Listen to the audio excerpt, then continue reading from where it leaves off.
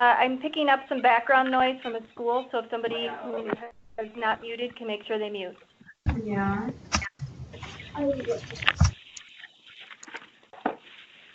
Okay, so welcome everybody to our first webinar in this series. We're really excited to be able to offer these, and especially excited that we're able to kick this off with Jo Salazar from CASEL. Jo has a great deal of experience in schools as well as working for CASEL. This is her baby. This is the stuff that she knows most about. So I'm not going to take much time. We've got an hour. But this is, if you're looking at how to get started, she's going to take us through the amazing resources that CASEL has for you all to use. And for those of you that are attending the SEL full-day trainings at the CASEL, we will be also using these resources in more depth. So, Jo, I'd like to turn it over to you and let you get started. Thanks, Beth. Hi, everyone. I'm really excited to be here today. Today, I wanted to zoom in and focus on the CASEL Guide to Schoolwide Social and Emotional Learning. We've affectionately referred to it as the School Guide, so we'll talk today about what it is and who it's for. We'll also talk about what's in the School Guide and some tips on how to use it. And then we'll talk about taking some first steps in actually putting the School Guide to use. So that's our big focus today, but before we dive into the guide itself, I think it might be helpful to provide some context around why this was such an important project. So why even create a school guide to begin with? The results of recent research are pretty clear. We know that social and emotional learning is important for all people, for adults and students alike.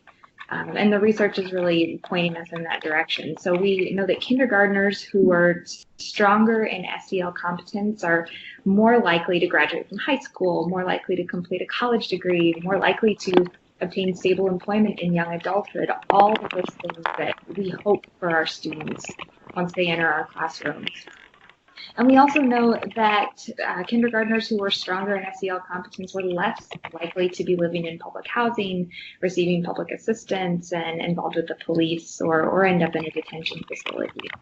So the research here is pointing us in the direction that SEL is an essential skill for our students. And we also know that it's important to have these skills in the workplace too. So the World Economic Forum says to us that there are 10 things that we want our employees to have, and 6 of those top 10 skills end up being things that are tied directly to social and emotional competence.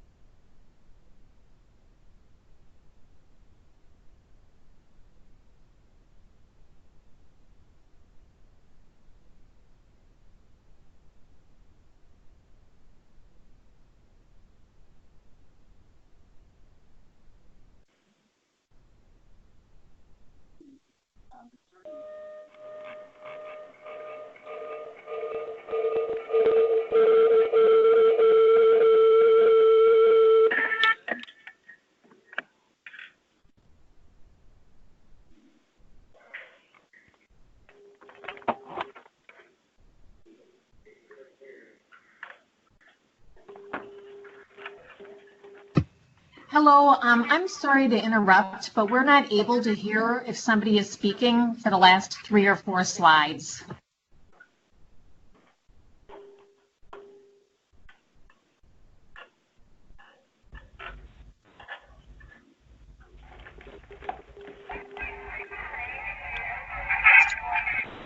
Are you able to hear me now? I can hear you now. Okay. Has anybody heard me for the last few slides? I did not hear anything. Oh, what a bummer. Okay. Well, let's suffice it to say that we did a quick review of the important research supporting the need for school-wide social and emotional learning and why it's important. And that's kind of how we justified the need for the school guide. And the purpose of the guide itself is to provide guidance and recommendations, tools to help schools support a systemic approach to school-wide social and emotional learning. And when we say systemic, we mean that we want this to happen in schools, classrooms, through family partnerships that are authentic, and through aligned community partnerships. The school guide itself is written for the school-based SEL team who really lead this process of implementation. But we're also finding that teachers are finding this useful for supporting the integration of SEL into instruction. Research and evaluation teams are also finding this helpful to support guidance around data collection and continuous improvement around social and emotional learning. Principals are also looking to this guide to find ways to support their SEL teams at their school. And we're also seeing that district level coaches are using this as a way of developing a coaching sequence for creating professional learning opportunities for schools as well. So a wide variety of uses here, but really this is customized for the SEL team at the school level who's going to be using this and guiding their school through this process. So let's talk about what we mean by systemic school-wide social and emotional learning. There are a number of excellent SEL programs on the market who specifically and intentionally teach these 5 core competencies that are the center of social and emotional learning. And they do a great job of that. At CASEL, we think that that program is a really important part of a social and emotional learning approach, but we really want to see this move beyond just an SEL curriculum and really start to influence the way that teachers are interacting with students, how they are instructing, and the kinds of environments that they're setting up in their classrooms. And then we also want it to go into the school's practices and policies. What kinds of discipline supports are students provided, and are they conducive to the social and emotional growth of the students themselves? We also want to see social and emotional learning get at those family and community partnerships. We know that families are a child's very first teacher, and we believe that they should be deeply, deeply involved in the social and emotional and academic development of their students. And so we want to create these authentic partnerships at the family level to make sure that this happens. We also know that community partners are deeply involved in schools these days, and so aligned partnerships to make sure everyone's on the same page and rowing in the same direction are also essential. So we see the development of these 5 core competencies in these 3 contexts as being really essential for school-wide social and emotional learning. And that's what we hope to achieve with the school guide. To do so, we've designed a 5-step process that helps schools roll this out, again, in a really systemic way. So these key activities are the 5 big steps. Key activity 1 is all about building a school-based SEL team that is assembled and charged with the important task of building awareness of SEL, commitment to social and emotional learning, and ownership of SEL. And so we see this as a really cumulative process that's accomplished through several things. So foundational learning sessions for the school staff, the development of communication plans to make sure the message about SEL is getting out, and then leveraging those key partnership opportunities with families, community partners. In step 2, we talk about implementing social and emotional learning as a vision, how to develop that shared vision for SEL, and then thinking about what a plan for making that vision come to life might look like. In key activity 3, we talk about bringing staff together to build a community of adults who are engaged in cultivating their own social and emotional learning. And so the goal here is for staff to learn more about their own social and emotional competence and then use those skills to collaborate effectively with one another and then model SEL throughout the school community.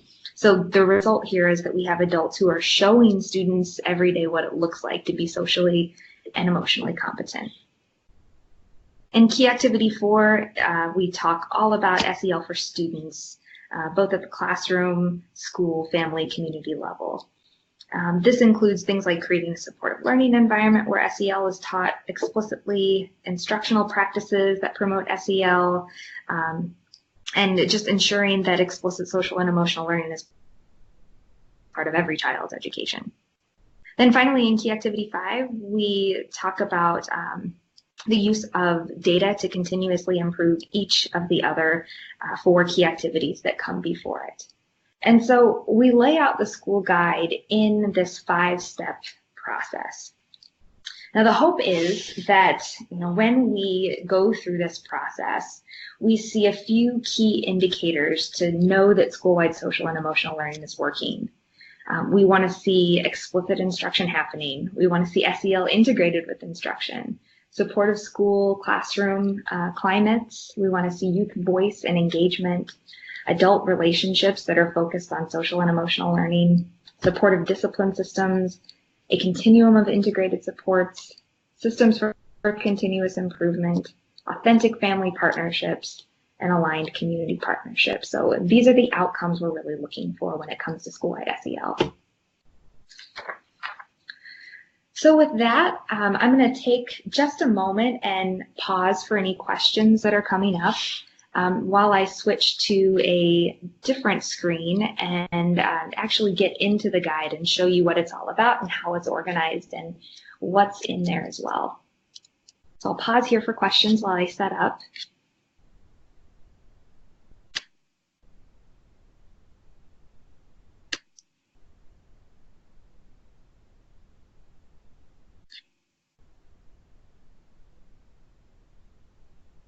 Did any questions come through while we were getting the screen ready? All right, then onward we go. We are right now looking at the homepage of the CASEL Guide to School-Wide Social and Emotional Learning.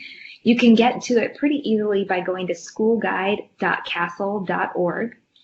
And this is really organized in just the same way that we talked about. When we scroll down here, we're going to get an invitation to either look at the introduction or jump right into implementation in each of the 5 key activities.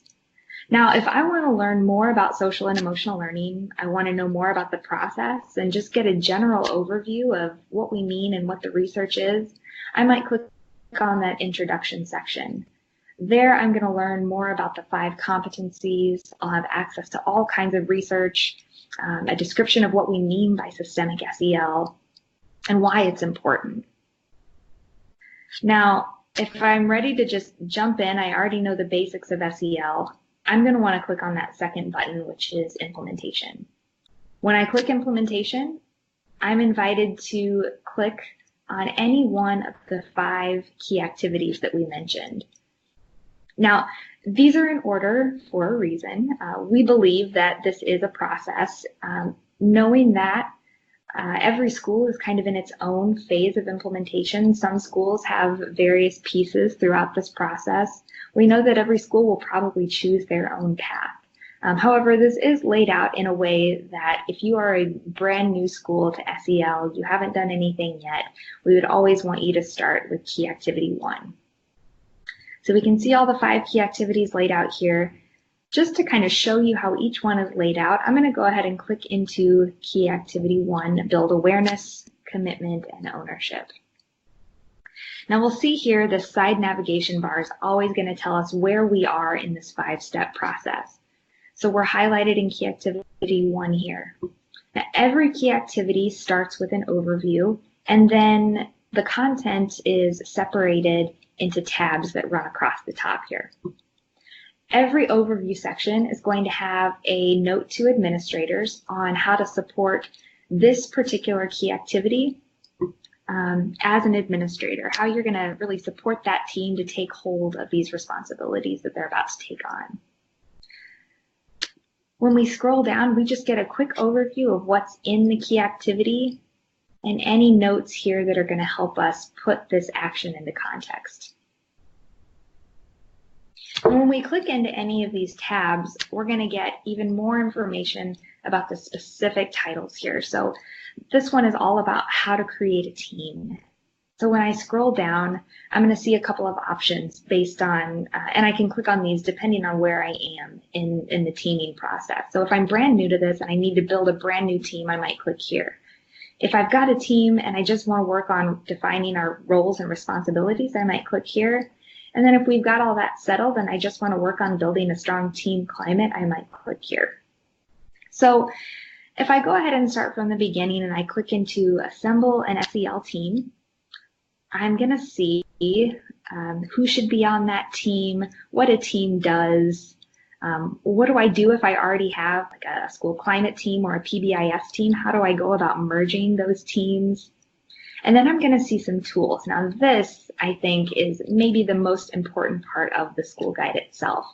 These tools are downloadable and fully customizable. You can download them into Google Docs, or you can download them as a Word doc as well. And when they're downloaded, you can type directly into this and you can complete it, or you can even edit it if you'd like. You can add your school's logo to the corner. So this particular team is going to help me figure out who's going to fill these roles in my school. So for example, if I'm looking for a team lead, I should be considering these things. And then right here, I can type in who my ideas are for who might fill this role. And so on. And again, if you wanted to add a bullet or two, depending on your school's context, you could certainly do that. If I scroll even further down the Assemble a Team page here, I'm going to see the roles and responsibilities of an SEL lead. What does a team member do? What might a family partnership lead do? If we've got family members who want to be on that SEL team, what would their role be? So you can see here, and I won't go through all of them, but there's all kinds of information on how to build a team. If we click into communication, we're going to get more of those downloadable, fully customizable and interactive tools. This one's about how to create a communication strategy. If I click across the top here in foundational learning, I'm going to see things like a sample SEL 101 introductory presentation that I can take and give to my staff. And if I were to download this, I'd also see that in the notes section of this PowerPoint, it's completely scripted out. So you could probably just read from the page and introduce SEL to your team if you'd like. In the family and community partner section, finally, we've got recommendations on how to build those authentic and aligned partnerships. There are videos that you can use to introduce SEL to parents in both English and Spanish, blogs you can recommend, and then strategies for support here as well. So that's key activity 1 in a nutshell. If we switch over to key activity 2, and again, I can do that from my side navigation bar, I'm going to click on Establish a Shared Vision. And again, we're going to see that administrator action section, that note to administrators on how to maximize the shared vision and planning process, an overview of what's in this section.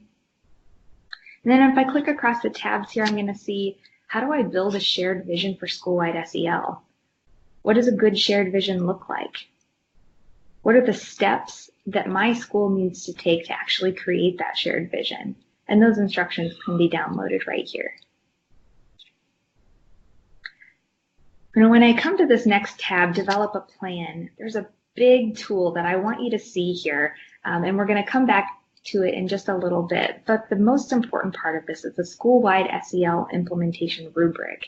And this is a tool that's going to help you determine where your school is in terms of full-scale implementation and help you set priorities for the next part, which is building a plan for professional learning and implementation as well. Finally, we've got a budget here, a sample budget, and then a downloadable and customizable blank budget template that you can use if you need to start thinking about, well, how are we going to pay for an SEL program? What are we going to do as far as professional learning goes, and what kinds of funds do we have? How much does it cost to pay extended day for a team to attend some professional learning? So all that can go here. Now in key activity 3, we're going to see again that cultivation of adult social and emotional learning. And we really see this happening in a 3-part process. First, we want our adults in the school to take some time to really learn about and reflect on their own social and emotional competence. Then use that competence to then collaborate with their peers and model that competence for students. So we have lots and lots of tools to help facilitate that process. If you were to click into the Learn section, you'd see all kinds of information and activities that staff can do as a whole that are going to help them build those social and emotional competencies in themselves. Things like how to reflect on their own SEL skills and set goals, how to promote a growth mindset, what does self-care look like, how do I examine my own biases for cultural competence. So all of that is in the Learn section. In the Collaborate section, there are some ideas about how to flex that social and emotional competence muscle in our collaborations with one another. And that might be through creating a professional learning community, teacher mentoring, how to integrate SEL into staff and grade level meetings, and then how to collaboratively problem solve when we run into stumbling blocks. And then key activity 4, the one we've all been waiting for. This is the biggest key activity by far, if you can imagine. So we separate this into those rings that we saw earlier when we described systemic social and emotional learning. So we've got the school level, the classroom level, family, and community partnerships. So at the school level, we're really talking about big systems pieces like establishing school-wide norms and creating discipline policies that promote SEL and equitable outcomes. How do we model school-wide social and emotional competence as a staff? And what are the structures that we put into place at the school level to make sure that SEL is prioritized and part of everyone's priority? In the classroom section, we talk about promoting social and emotional learning through 3 ways. So a supportive classroom environment, teaching SEL in an explicit way, and then integrating SEL into instruction. And there's guidance on how to do all of this well.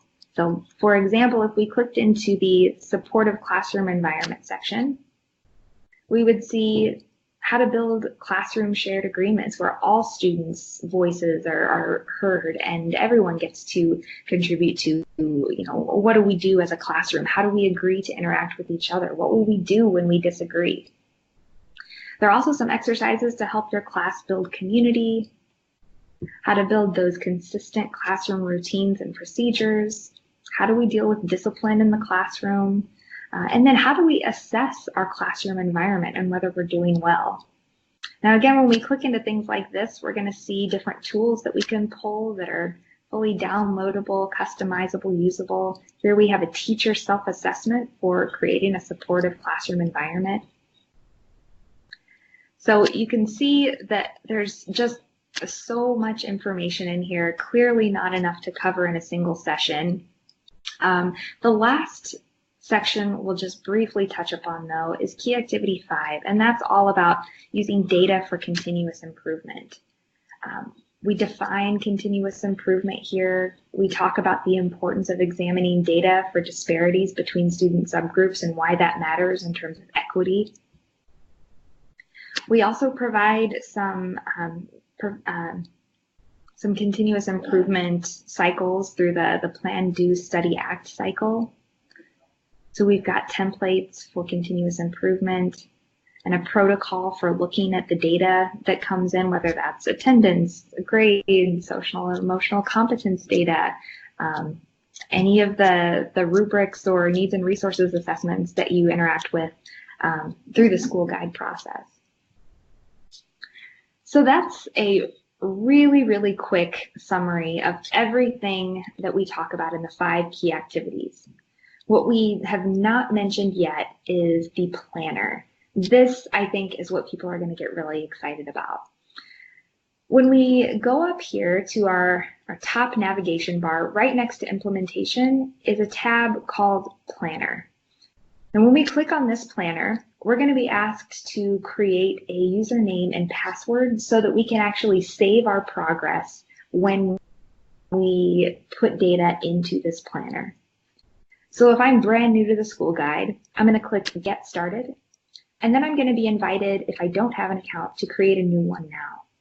Since I already have an account, I'm going to go ahead and click Login. But this process is so simple. It just asks you for an email address and to suggest a password for yourself. It really doesn't ask for much more than that.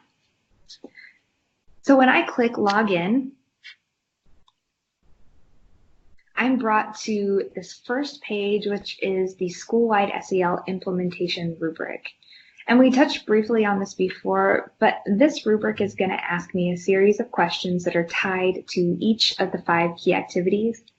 And it's just going to ask me how I'm doing in terms of implementation of the key parts of the school guide.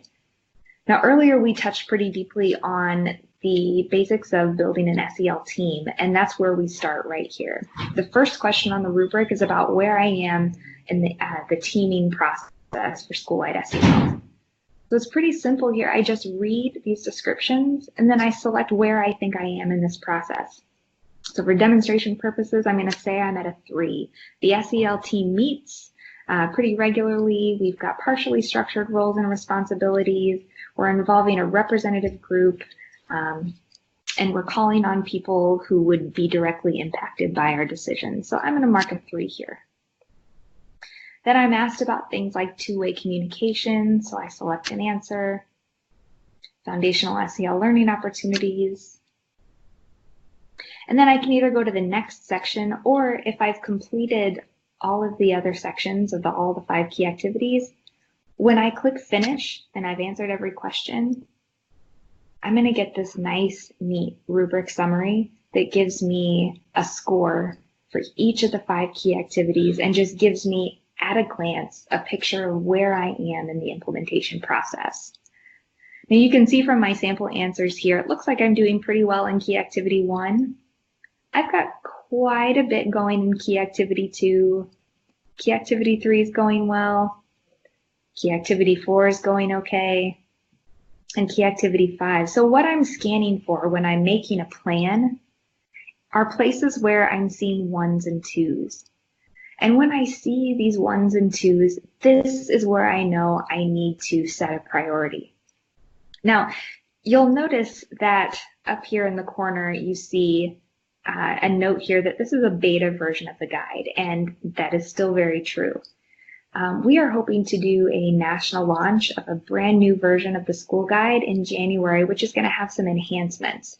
So in January, when you come back and revisit your answers, there's going to be a nice little button right next to all of these pieces where if I notice that I have a 1, I'm going to have an option to click right here on that imaginary button, and it's going to actually add that priority area to a goal template that I can then complete. The new version will also help us out by having this be an active link where if I click here and I know I want to prioritize here, I can click there and it's going to take me directly to that section of the school guide with all of the tools and information I need to create that shared vision. Now, you guys are getting in on this early because we consider Wisconsin to be CASEL family. So you're getting this beta version of the guide, and we are continuously welcoming feedback on this version. But just know that we are aware of a few things that need to be enhanced. But for now, I think just taking the rubric as a team and getting this clear picture of where you are in the implementation process can still be really valuable and a really important way of helping you identify those priorities. So that was a lot of talking. I am going to pause for questions now. I'll go ahead and pop back up my PowerPoint here. And invite you all to ask away any content questions, organization questions, rollout questions, anything I can do to support.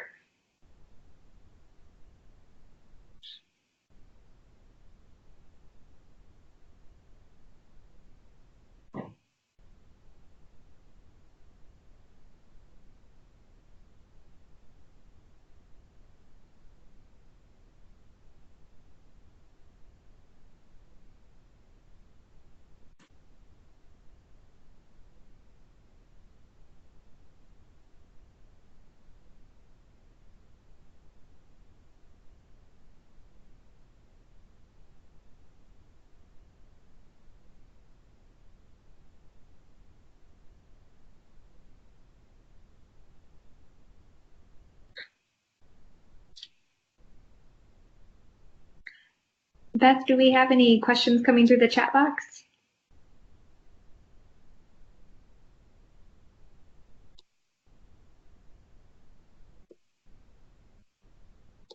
Can you hear me?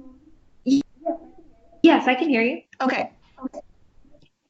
For some reason, the phone stopped working.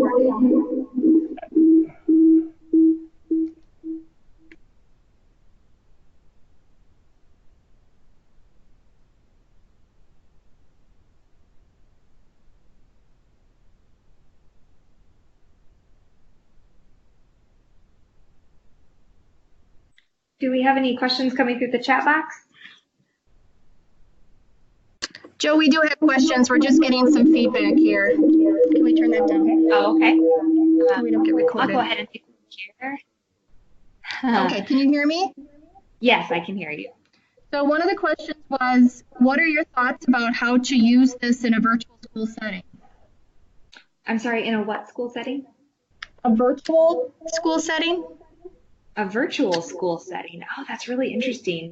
I definitely think that in a virtual setting, it is more important than ever to really create connections and relationships among students and teachers and between students themselves. And so while this wasn't designed for a virtual community, I would love to learn more about how that might look. I might have to think about that one. That's really an interesting concept.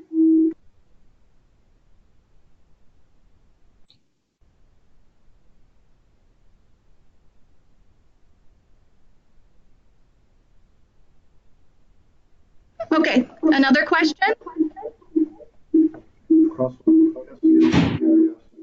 Yep. So Joe, are you there? Yes. So you had mentioned something about a crosswalk of SEL, PBIS, and trauma-informed care. Does that exist? You have something like that? So we do have, I'm just going to go back to the introduction here.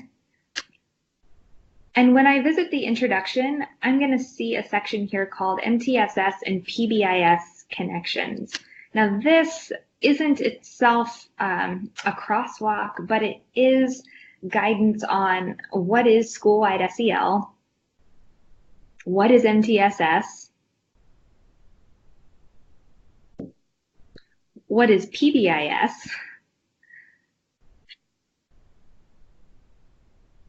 and then how are MTSS and PBIS connected, how are school-wide SEL and MTSS connected, and what should I do if my school is already deeply invested in PBIS and I want to start using the school guide. And so there's some guidance here on that as well. Now, we don't touch deeply on trauma-informed care in the school guide. There is a section right here in Key Activity 4, Promote SEL for Students. When I click on the classroom section, I've got a sidebar here on the importance of supporting students who have experienced trauma through a really whole school effort. So it's not necessarily an approach where, you know, we're treating individual students, but just how to set up a school environment as a whole that is really supportive of students who have experienced trauma. And a lot of that in and of itself is just systemic SEL. which helps, create those protective factors that we know support students who have experienced trauma. So not quite exactly what you were looking for, but I think we addressed that in some way. Is that helpful, or were there more specific questions that you had about those two topics? That was in the chat box. Are there other questions?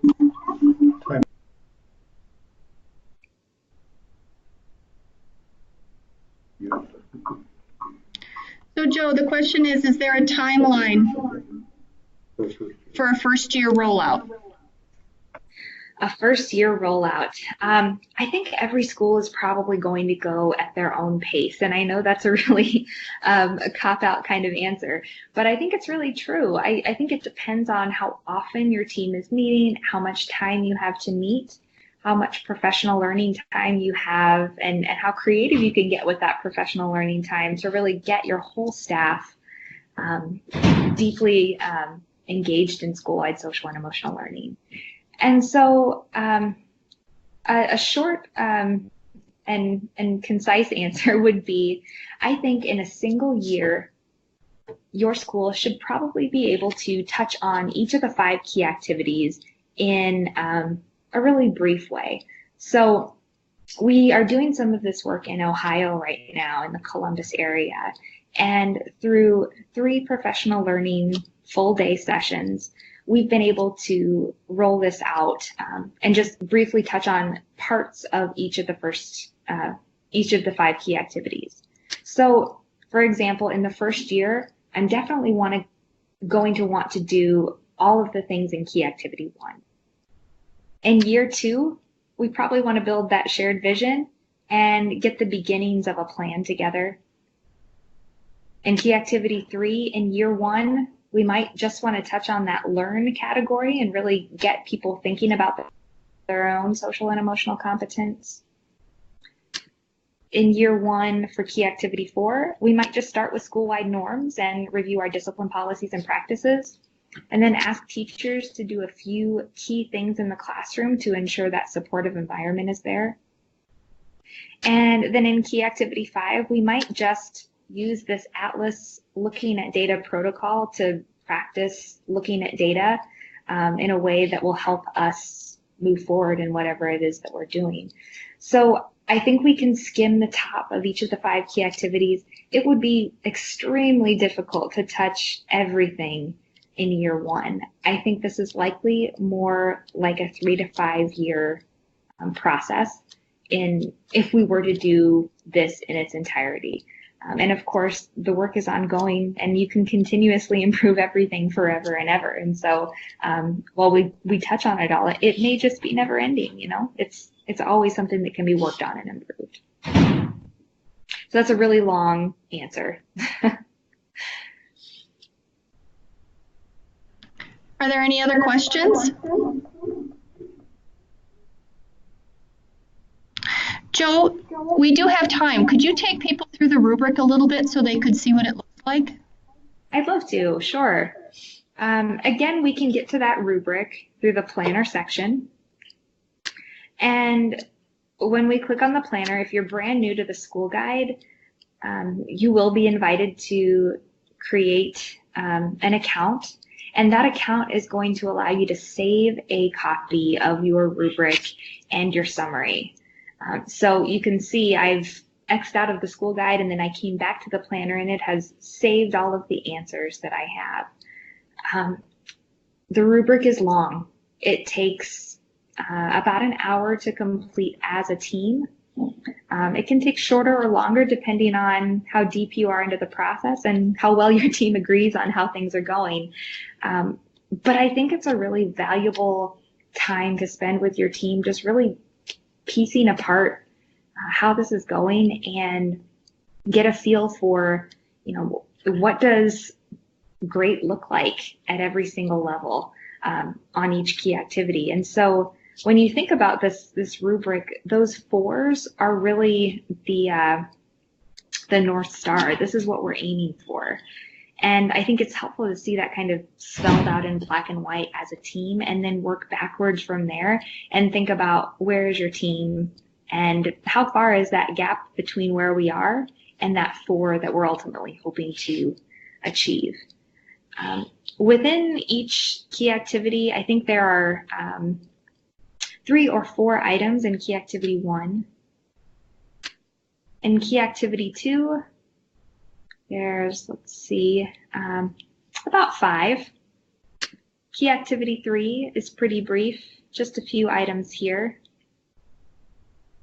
Key activity 4, though, is a little bit of a monster. There are multiple questions here. As you can imagine, key activity 4, which is focused on promoting SEL for students, this is where most of the content really lives.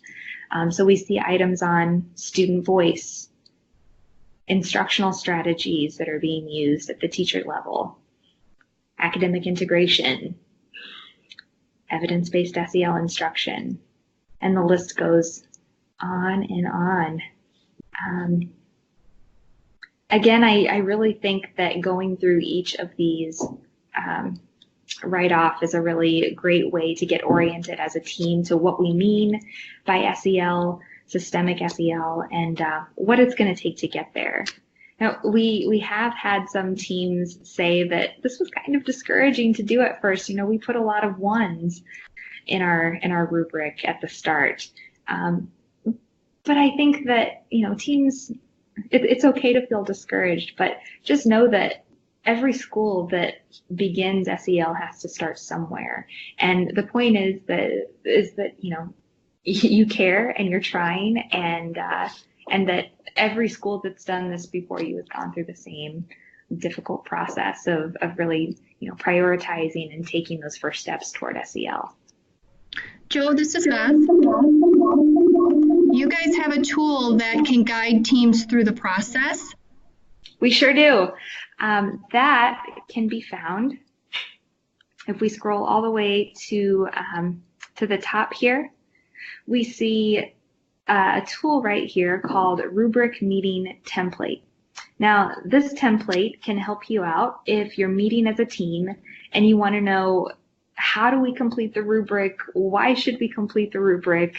What's going to be the result of completing this? And then how do we go through a process as a team to do this in a really strategic way? So we start off with, before the meeting ever starts, what are some things that you might need to put in place as the team lead? And then here's a sample agenda. So spend about 10 minutes on a welcoming ritual, and there's a suggested activity that you can do to welcome everybody to the room, make sure every voice is heard, orient everyone to the topic at hand. There are some recommendations on how to set norms as a team, how to score this if you don't have the rubric summary handy right in front of you.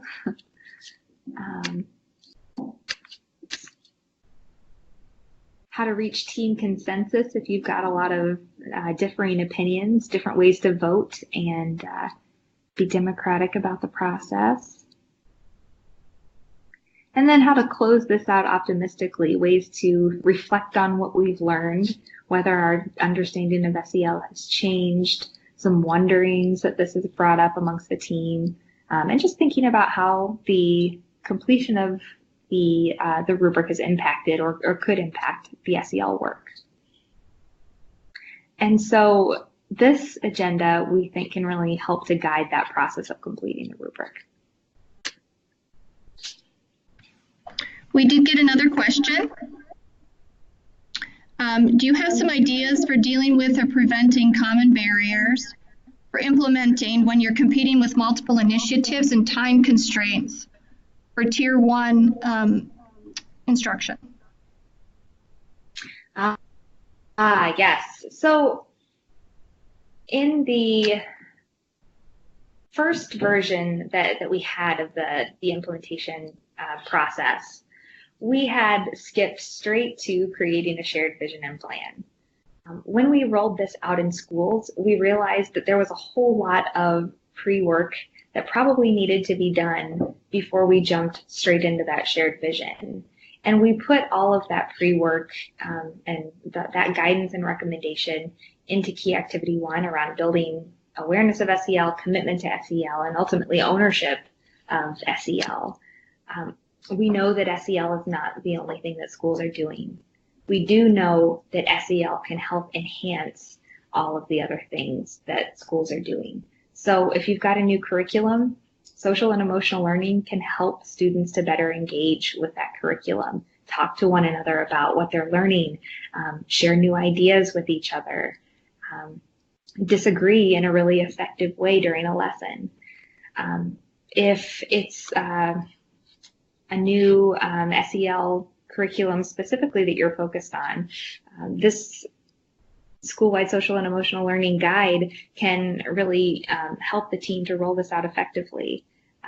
If it's a new student code of conduct that you're rolling out, this can really help set that foundation. So we like to see SEL as not just another thing to do, but a way to really make whatever it is that you're doing even more effective and really amplify the effects of that.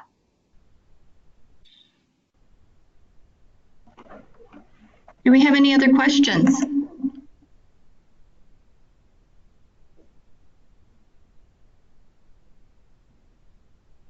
Well, Joe, this has been really, really helpful. Is there, as we're wrapping up, any advice you give people about getting started? I think some feedback from our conference was that folks weren't really sure how to take that first step. So what sorts of things do you think are helpful?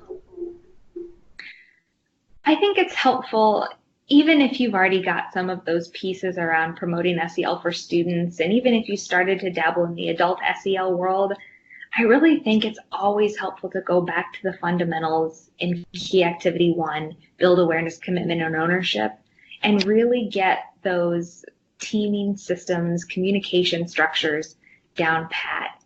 The SEL team is really, the guiding force of this work, and their ability to work together, communicate effectively, meet on a regular basis, with basic things like an agenda and a process for how that meeting goes, identified roles and responsibilities. These really seemingly small things that often get skipped over in service of the larger work, I think are critical to an effective rollout. A school believes you are serious about implementing something new when they see that it's done in a really intentional way. And so I really think the team sets the tone with that. And so those resources in key activity 1 around creating a team and a communication plan, I think are really essential, regardless of where it is you want to begin with social and emotional learning. So that's, I think, where I would recommend that teams begin.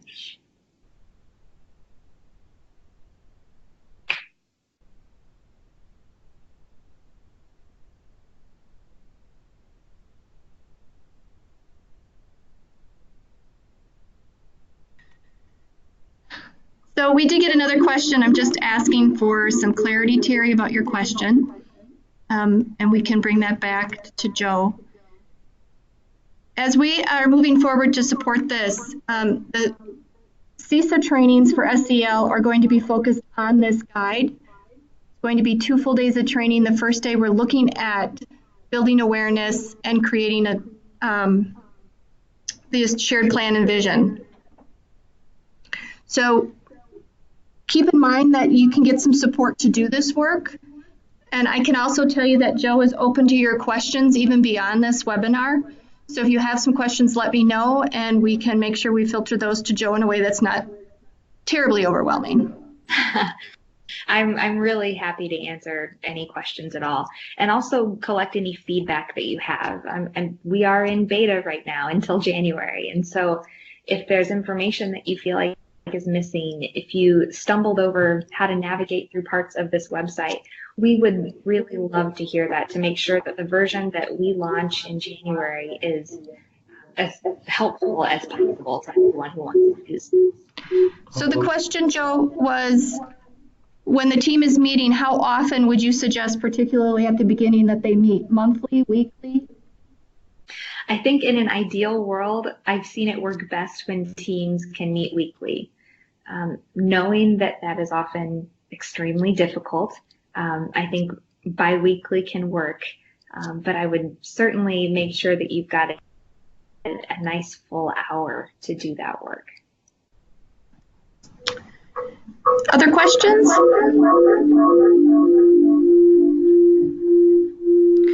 If you begin using these guide materials, those of us at DPI would love to hear your experiences.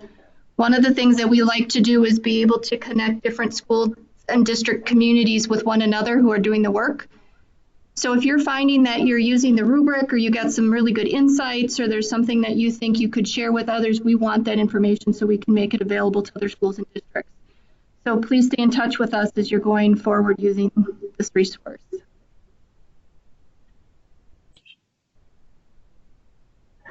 Another call for questions, and then we'll wrap up.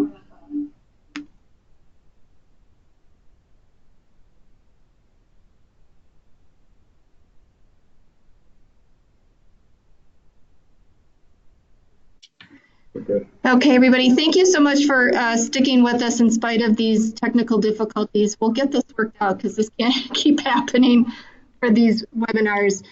We will post this as soon as it is closed captioned and we can put it on the website. I will send an email out through the SEL listserv so that people will know it's available.